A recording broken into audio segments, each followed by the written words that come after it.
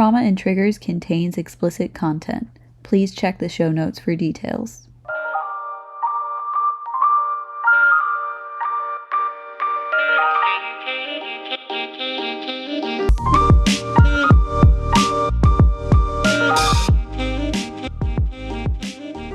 And we're back.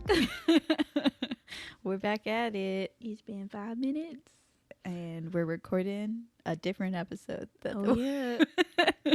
We're back You a guys week have later. A very different timeline than we do. Welcome to Trauma and Triggers. I'm Sabrina. And I'm Audrey. I hate you. There was somebody outside making noise and I got distracted. I don't know what you want from me. Sending out requests I'm for like a a squirrel. new co-host. I'm like a squirrel. It's a dog. The phrase. Okay, I said I'm like a squirrel, but you know the phrase where like dogs get like distracted a lot and they go, squirrel. Yeah. Instead I said I'm like a squirrel. Yeah. Thank you. I feel like it's a lot of negative stereotypes for members of the ADHD community. Yeah, it's me. I'm putting out those negative stereotypes right now. Of which listener Audrey is a member of that I community. am struggling. So are you. Don't Don't say a goddamn word because you got diagnosed. So today we're talking about aftercare. I don't want to hear anything. I don't want to hear any words. So the aftercare we're talking about is specifically sexual aftercare. And I've decided to describe it as meeting emotional needs after sex or a sexual encounter.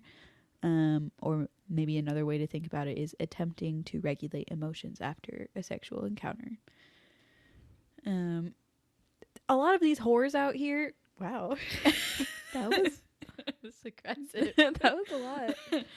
Like, don't care about aftercare. Yeah, it's really like amongst the BDSM community and just like vanilla, because like with vanilla life, I really think that people just don't have basic humanity.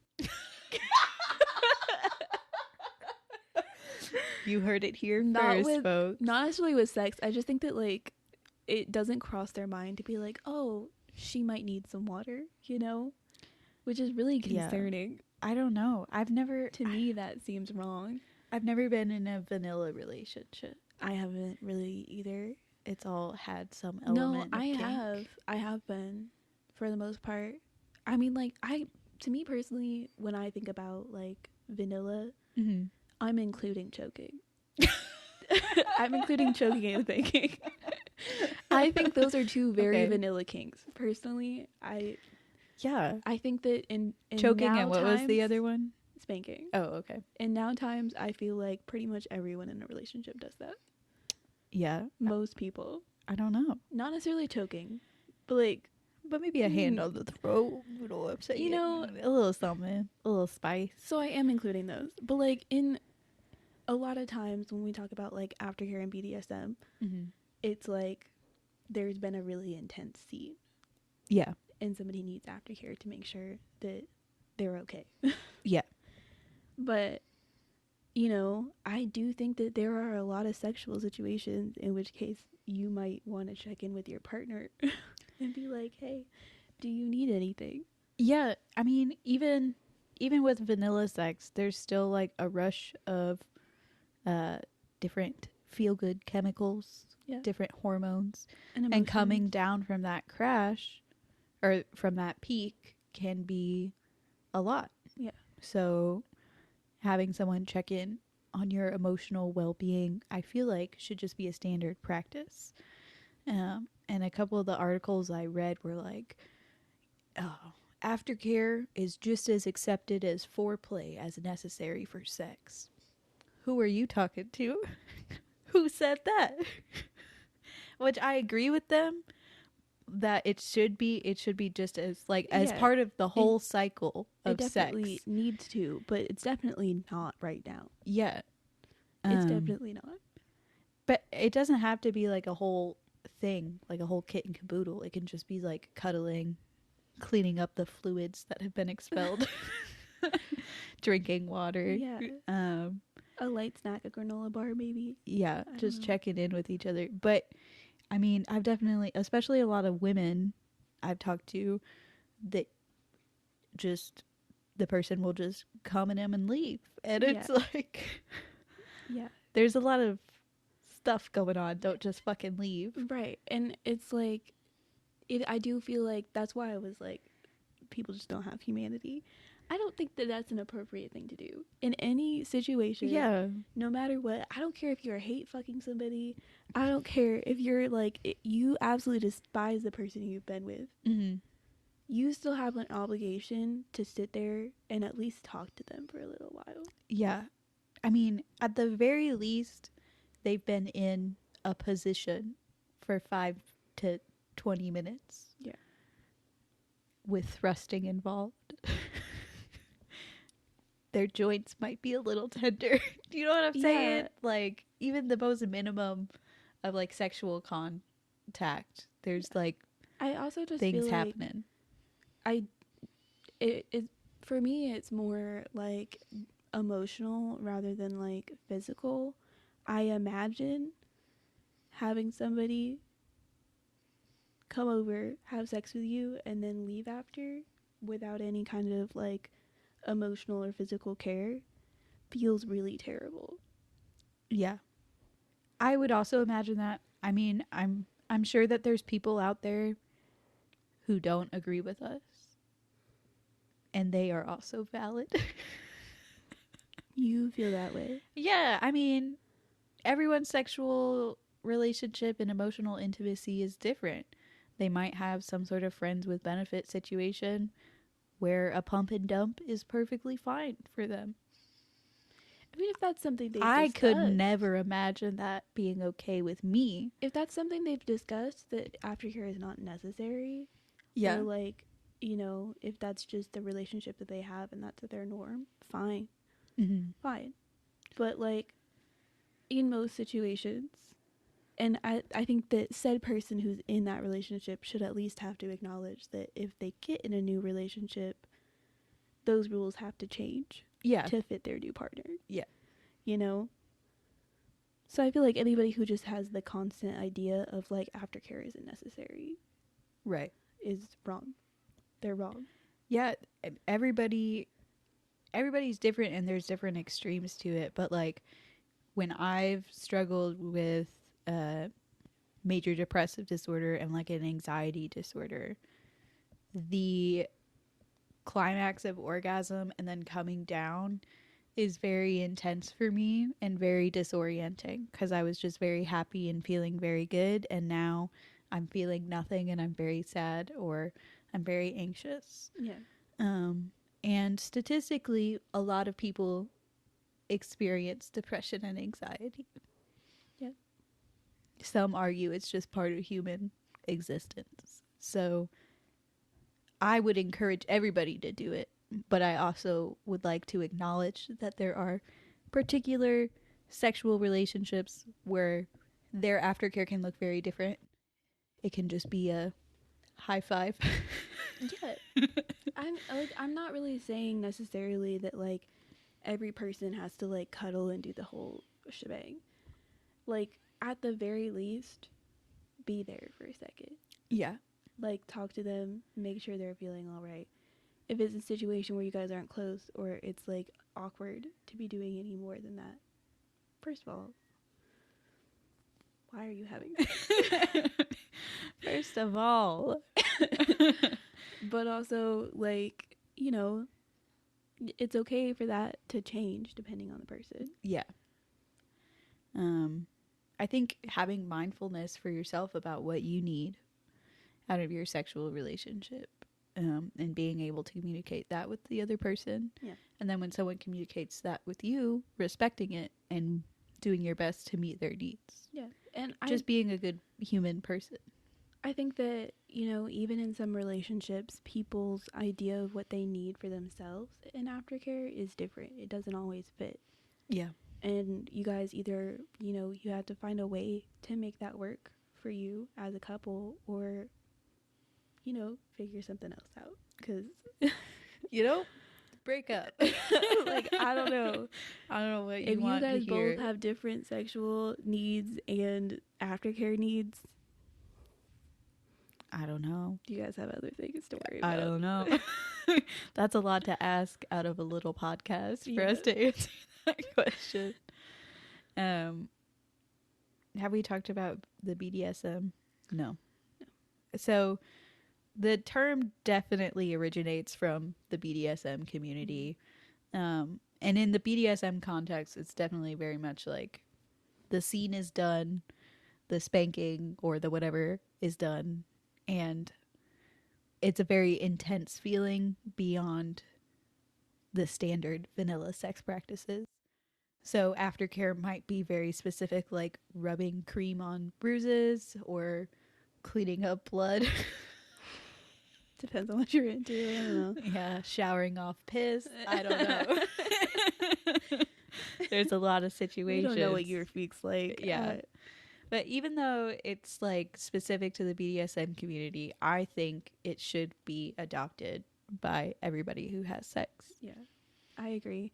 And I think even in the BDSM world, like, I think people ignore aftercare sometimes when it comes to like lighter scenes. Yeah. It's still important.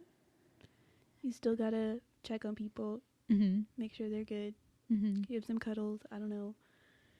And there's also just shitty people in the BDSM community every once in a while that just don't do aftercare. Yeah. It's weird. I do think we saw a Reddit post that was like wanted aftercare to be included in porn Yeah. and sex scenes and stuff.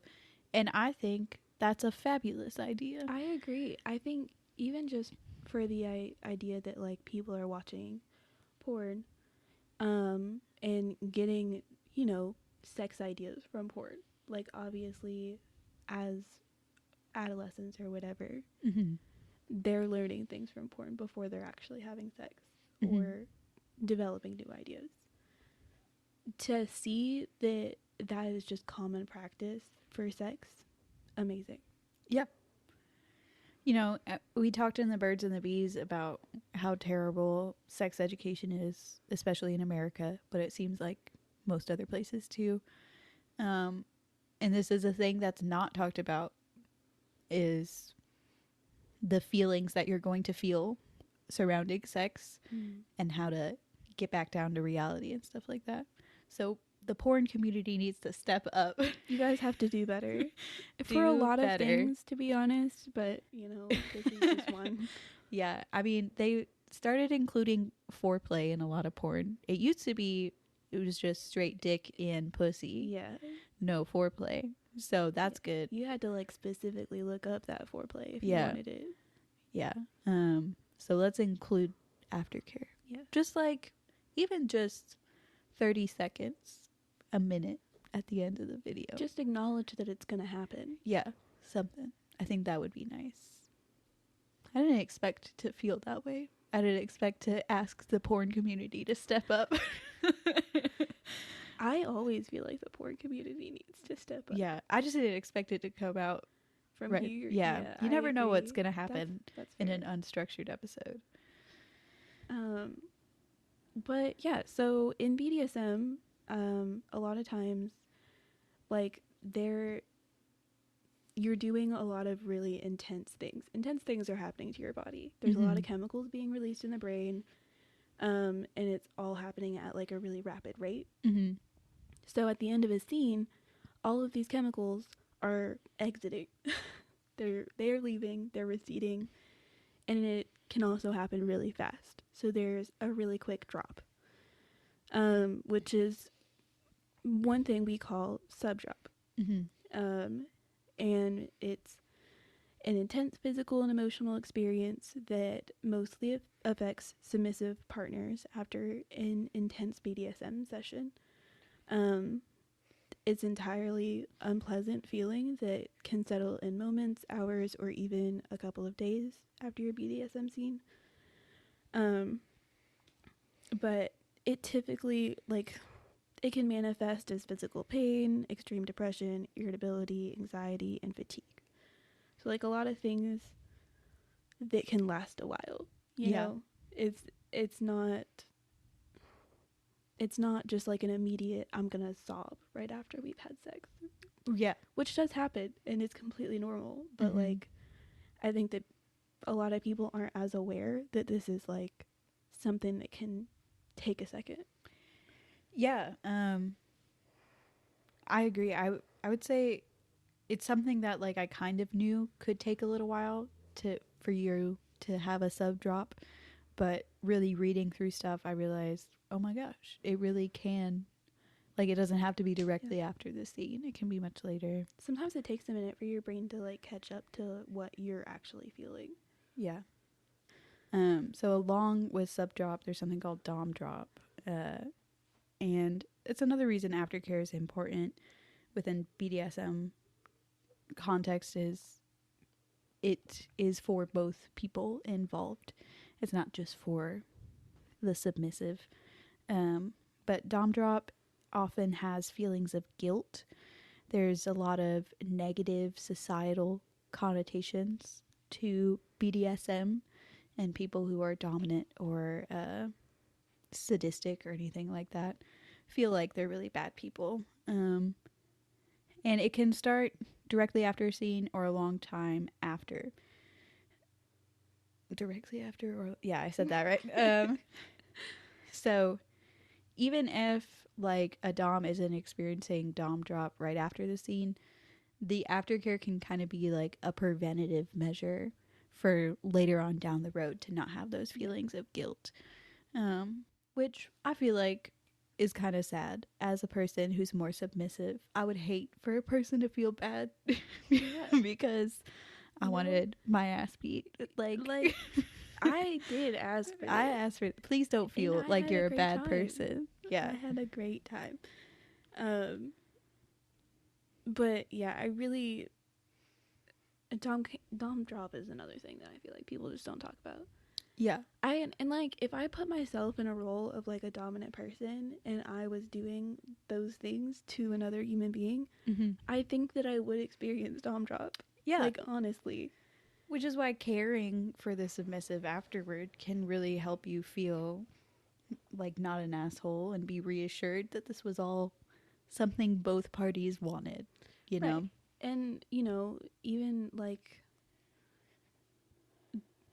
some dominants want different things. It depends on the person. Sometimes they want a little bit of space after. Yeah. And like there's nothing wrong with that as long as that's something that's communicated. Right? Yeah. Some people want to cuddle. I almost always want a snack. Yeah. Snacks are good. I'm usually like most of the time it's too late for that. Like I'm not gonna have a snack. I have to go to bed. I have work in the morning.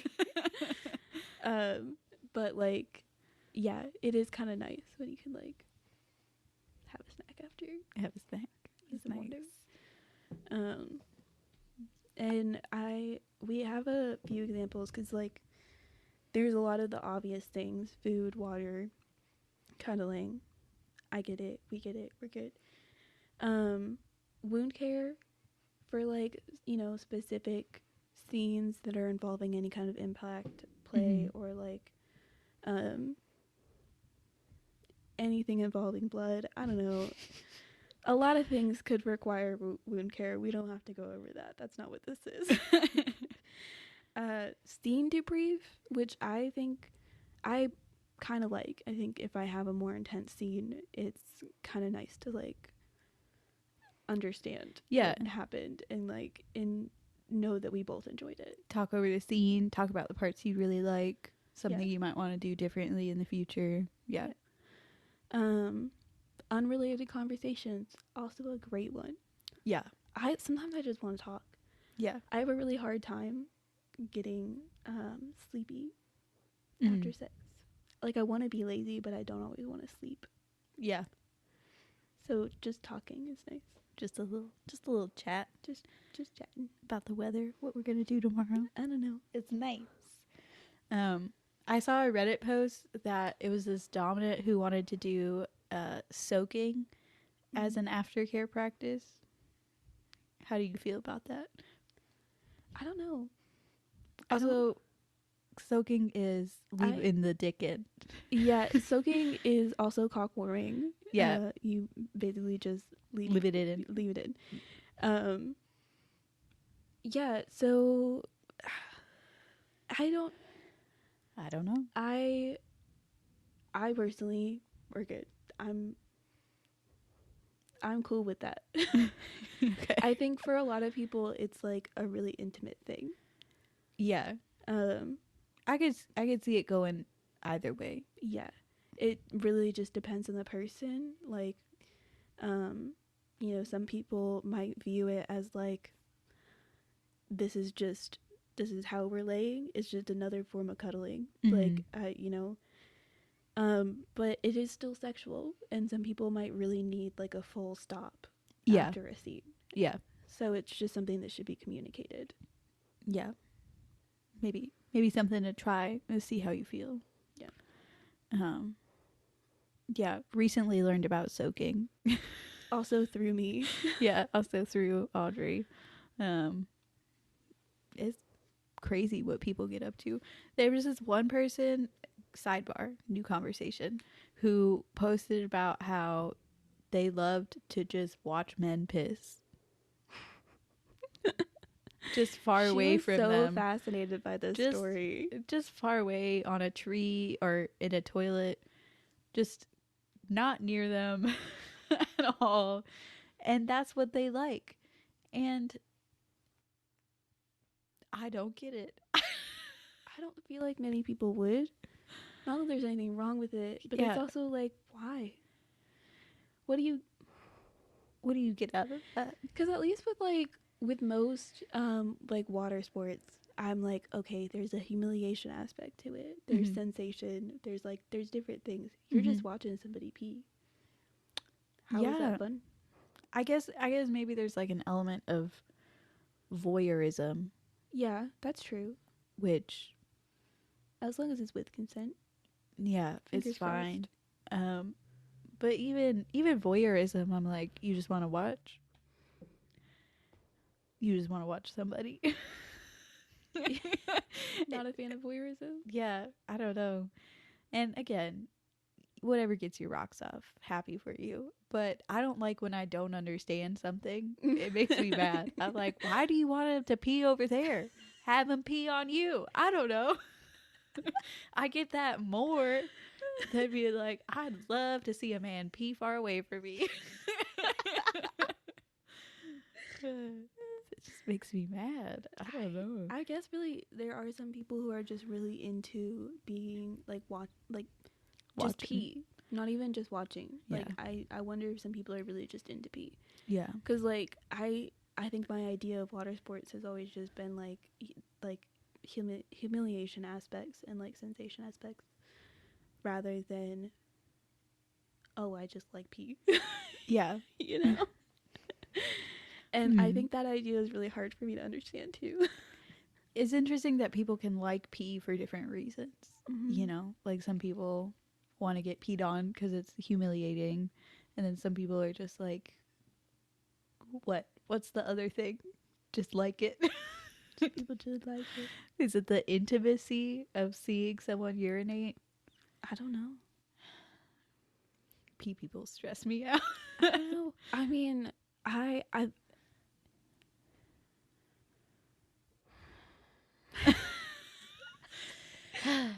There's some people who like pee enough to order pee from people online. Yeah, that's true. Just to have, or maybe to drink. Did you ever see My Strange Obsession? Oh yeah, with her own pee. Yeah, dabbing it. What I remember most was her dabbing it on her neck and her wrists like perfume, and I was like, "That's feral." That I didn't consent to smell your piss on you. absolute Have criminal you- behavior. No, I'm not gonna say this. No, say I'm not gonna say it. say. You know, I worked in some environments where I'm around a lot of old people, Yeah. and sometimes I wonder if they do that. They dab their piss on themselves. There was this one lady, it was so strong. The smell was so strong. I could be 5 feet away, I'd still smell it. Yeah. And it's just like, how? It's more likely she's wearing a diaper Yeah. or she peed on herself. Yeah. Yeah. I don't understand how catheters work. I don't want to understand. They really freak me out. One day we might need a baby I girl. really don't want to know. I hate that. Catheters. I don't like tubes being in my body. Yeah. I don't want there to be Not a tube for in my me. body. Yeah. But could that contribute to a piss odor? That's what I want to know. Just like, No, does it like stop it, the catheter, or does it it, can. or does it like There's- hold it there's into like a little bag? switch, I think. A switch. Interesting. But yeah, I don't know. I don't know. Well, this was a really short episode. Like, I don't know. That's okay. We don't have to do, 27 minutes. It's weird. I feel like our episodes have gotten shorter and shorter, and it might be a good thing. I think it depends on what the episode's about. Yeah. Because, like, the unstructured episodes are really easy to be, like 40 minutes. Yeah. Whereas, like, we do the research for some of the other ones, and it's just an hour and 30. Yeah.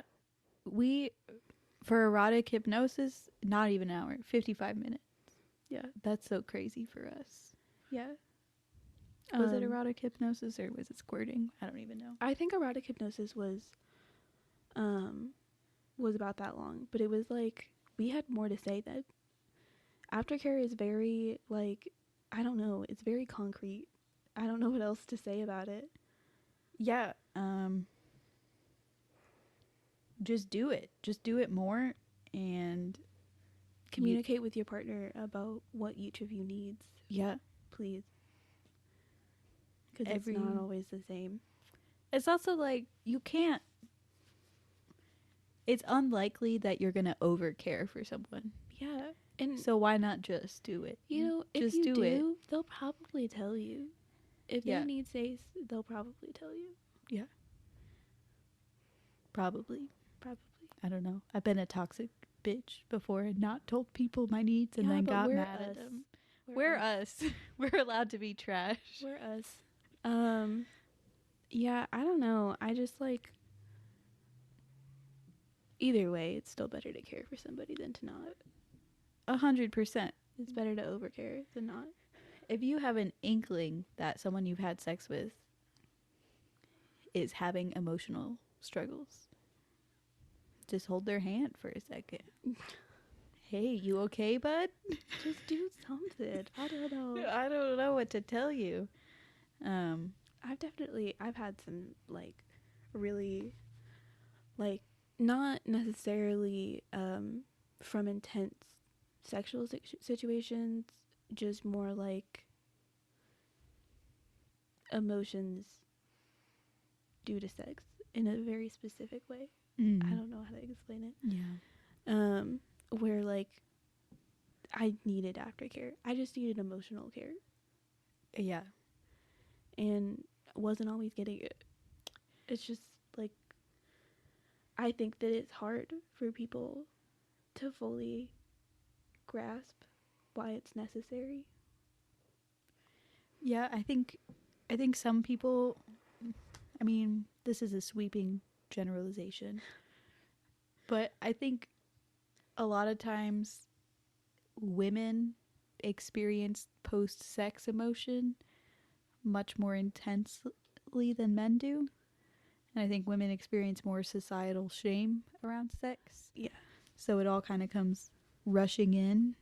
And then women also experience shame about having emotional needs in relationships. So it's just compounding. But I sincerely believe that men also have post-sex emotional needs. Absolutely. They just might not be as in touch with it. Or as forthcoming about it. Right. Because they also experience shame about having emotional needs. Society. No matter what, you should check it. Yeah. No matter what, it's important to check Because it. there's a lot of shame around sex. I feel like a lot of my, especially when I first started having sex, I grew up, in the church. And even though I had people in my life that were very pro-sex, there was still in the culture a lot of sex negativity. Yeah. So when I started having sex or just like exploring sexually, I'd have a lot of shame afterward. And that didn't really go away until it's still here. It didn't go away. Never going away. Every now and again, she comes back. So, yeah, just another reason why aftercare is important. Be an anarchist. Change society one sexual encounter at a time. Hold your lovers.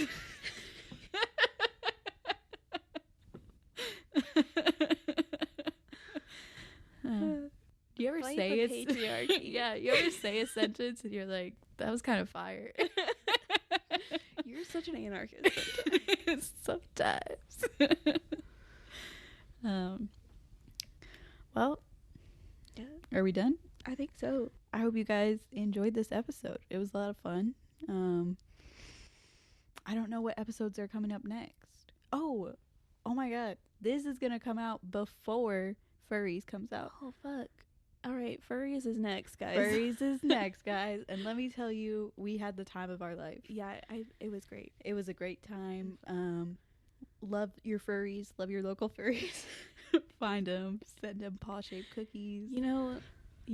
Yeah, it was a great time. And fucking cuddle your fucking fuck. The people that you fuck. Whoever you fuck. Give them a hug. It's just polite, okay? It's just the polite thing to do.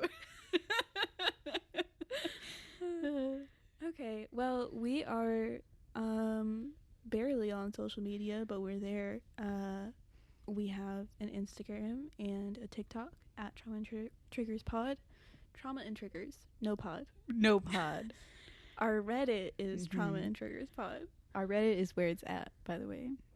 Yeah, we prefer Reddit, but it's also, how else? I don't know. We don't know what we're doing. We don't know. I mean, we could know what we were doing if we weren't forced to go to school full time in Audrey's case and work full time in my case. We could get this shit figured out. We'd be the #1 podcast in the whole world. I'm convinced. But yeah, unfortunately, I have to slave away for at least 40 hours a week. Yeah, definitely having a bit of a hard time with that. Yeah, the work-life balance. The work-life podcast balance. But anyway, you guys don't care about that. You just want to hear sex and funny jokes. You don't care about my feelings. Fuck you. Yeah, but we're leaving. We're done with this. Done. Goodbye.